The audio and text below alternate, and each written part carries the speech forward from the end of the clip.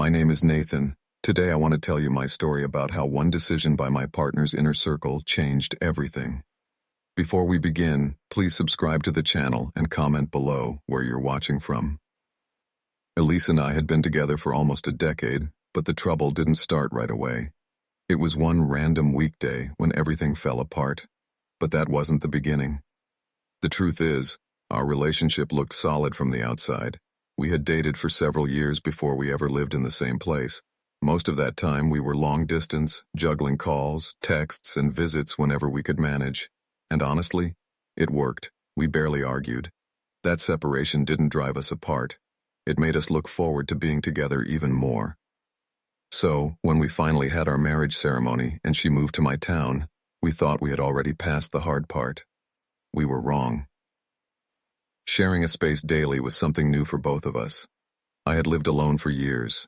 I was used to quiet mornings, my own routine, my own time. Suddenly, there were 2 toothbrushes in the same bathroom, 2 people moving around the same kitchen. I didn't mind it. I just had to adjust. And I did, because I cared about her. She gave up everything to move here and start fresh. That meant a new home, new friends, and a new job. I helped her apply to different places, and within a month she got hired at a finance firm as a client account agent. She settled into the role fast and joined the client relations desk. Naturally, she started bonding with coworkers. I supported that. I didn't want her world to revolve only around me. I wanted her to thrive, to feel like she belonged here. And for a while, she did. Back then, our home was peaceful. We had plans, we had to drive. We both agreed early on that there was no rush for children. Our focus was building strong careers and enjoying our time together first. It felt right. Elise was doing well at work. Eventually, she got promoted to department lead. I was proud of her, so I booked a dinner table at our regular dining spot to celebrate her work milestone. That night, somewhere between the main dish and dessert, I gently brought something up. "I think we're in a good place now," I said. "Maybe it's time we started thinking about a child." She smiled, but then brushed it off. Said we should just enjoy the evening and focus on her achievement. I respected that. It was her night, and I didn't want to shift the mood. But I hoped we'd revisit the topic soon. Only, we didn't. Each time I tried to bring it up again, during a walk or while making plans for the future, she'd steer away from it. Her response never changed. "Let's not talk about this right now." At first I thought it was stress, maybe pressure from work, but deep down something about the way she kept dodging the conversation made me uneasy. And I didn't know it yet, but that was the first quiet crack in the foundation. At first, I told myself Elise was just overwhelmed. Maybe her workload had piled up. But as time moved on, the way she reacted whenever I mentioned children started to change. It wasn't just hesitation anymore. It felt like a wall, a quiet rejection, and I didn't know it then. But that was the moment something in our relationship started to shift. One random weekday, I finished work early. I didn't let Elise know I was heading home ahead of schedule. When I walked through the door, I had no idea what I was stepping into. She was sitting in the living room with 2 people from her inner circle. One I'd never seen before, the other had dropped by once or twice. They were laughing, drinks on the table, voices carrying through the room. I gave a polite hello. They nodded back, casual. I didn't want to intrude, so I slipped into the bedroom. But this house has thin walls. I wasn't trying to listen in. I just couldn't not hear them. One woman was bragging about cutting off her second ex. She called marriage a scam and said she finally felt free. The other admitted she was seeing a married man, laughed about how his wife knew and couldn't stop her, and claimed it was destiny. They sounded proud, like betrayal was some kind of badge. I sat there frozen, not just because of what they said, but because these were the people Elise let into her world. It wasn't harmless venting, it was venom, and they were serving it like a punchline. After they left, I waited a bit before bringing it up. I kept my tone calm. I told Elise that the things I overheard made me deeply uncomfortable. I said people who make jokes about cheating and tearing relationships apart shouldn't be the ones giving advice to anyone. especially not someone in a committed marriage. She flared up immediately. She accused me of spying, of invading her space, said I had no right to judge her circle, no interest in what I was trying to say, just shut me down completely. That was the moment I realized they already had her ear, and she couldn't even see it. From that point on, something changed in her. Every time she came back from being with them, she brought a new edge with her. She'd go quiet for hours like she was waiting for a reason to be upset. Then she'd randomly throw accusations at me, saying I wasn't stepping up, wasn't leading like a real man, things she had never once said before. It was like someone had planted these thoughts in her head and handed her a list of things to resent. Still, I tried not to take it personally. But one night she walked in late, way past her usual time, and I smelled it right away. Alcohol, heavy, not like her. Elise wasn't someone who partied during the week, or ever really. But this didn't feel like a one-time thing. It felt like an influence. I approached gently. "Hey, are you okay? This isn't like you." She lashed out hard, said I was trying to cage her, that I felt threatened by her independence, that I wanted to shrink her life. Then, with a look I'll never forget, she said I wanted to destroy her body by pushing for a baby, to lock her in as a mother while I stayed free. I couldn't speak. I just stood there, and she walked off like she hadn't said anything shocking at all. After that night, everything went quiet. We were still under the same roof, but it felt like two strangers coexisting in silence. Elise would leave in the morning without a word, come home and vanish into the bedroom. When I tried to talk, she gave cold, one-word replies, or nothing at all. My presence seemed to bother her. So, I did the only thing I could think of. I gave her space. I kept telling myself maybe this was temporary, that Elise just needed time to breathe and would eventually come back to herself. But the silence didn't go away. It deepened, and with each passing day, our home felt less like a place of comfort and more like a space we happened to share. Then one morning, just before the sun had risen, I stepped into the hallway and saw her near the side wardrobe.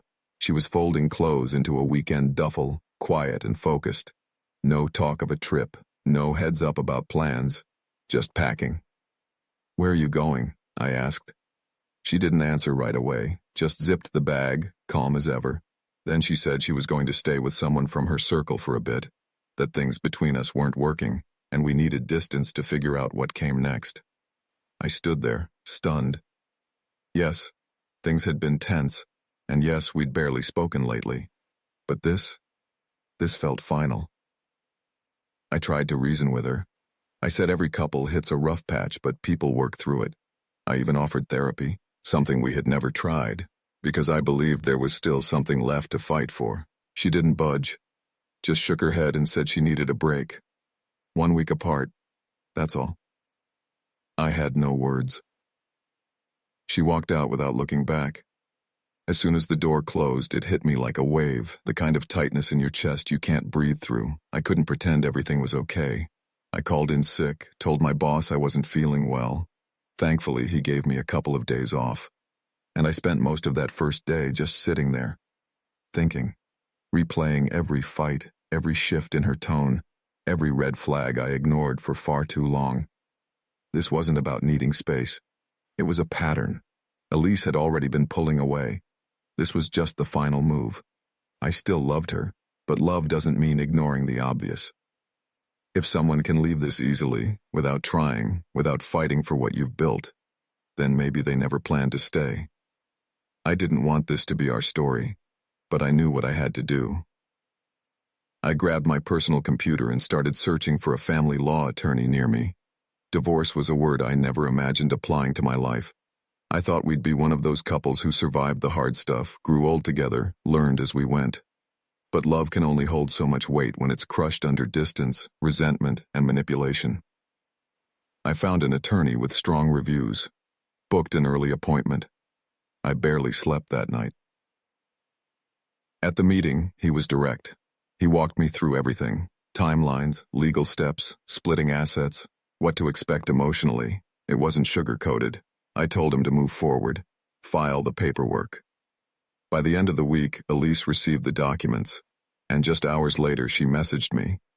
She said I was bluffing, that this was some tactic to scare her, to pull her back in.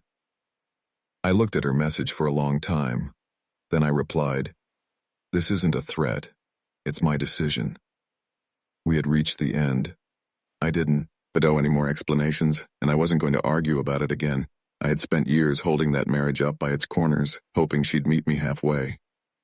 But now I am done. Later that day, I came home from work, barely holding myself together.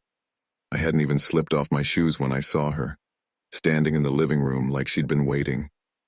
The moment our eyes met, she rushed toward me, as if relieved I still came back at all. Her voice trembled. "I didn't think you'd actually go through with it." I didn't answer. She kept talking, anxious, panicked, asking me to cancel the divorce, begging for more time to fix things. But whatever part of me that used to want to try was already gone.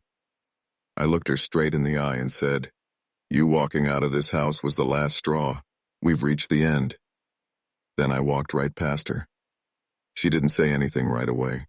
But later that night, while I sat outside in the backyard trying to breathe, she came and quietly sat beside me. For once, she wasn't closed off. Her voice was soft. She admitted it wasn't even her idea. Someone in her circle had told her to disappear for a week, that it would make me desperate, make me stop pushing for a child.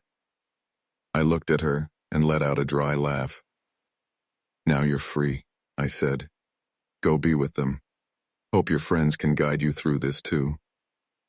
She broke down, tried grabbing my hand, said she didn't want to be like them. Divorced, resentful, and alone. Said this wasn't how she meant for things to go, but I had already made peace with my decision. So I told her clearly, "If you're willing to hurt your husband just to impress people who couldn't even protect their own marriages, then you don't deserve one either." The days passed. She kept reaching out, texts, missed calls, even unannounced visits, but I didn't budge. Not because I was angry, but because I had finally accepted that love doesn't mean tolerating someone who repeatedly disrespects you, especially when they don't think they're doing anything wrong. Eventually, the court made it official. The marriage was over. Everything we shared was split, and that chapter finally closed. No, I'm not going to pretend I'm happy about how it all ended. No one dreams of building a life with someone who walks away because of outside voices. It hurt. But you know what?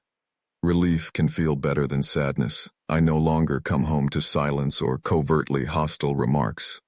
I don't have to wonder each day which version of Elise I'm going to face. The woman I married or the stranger her circle turned her into. And if you're listening to this, if any part of my story sounds familiar to yours, let me say this clearly. You're not being unreasonable.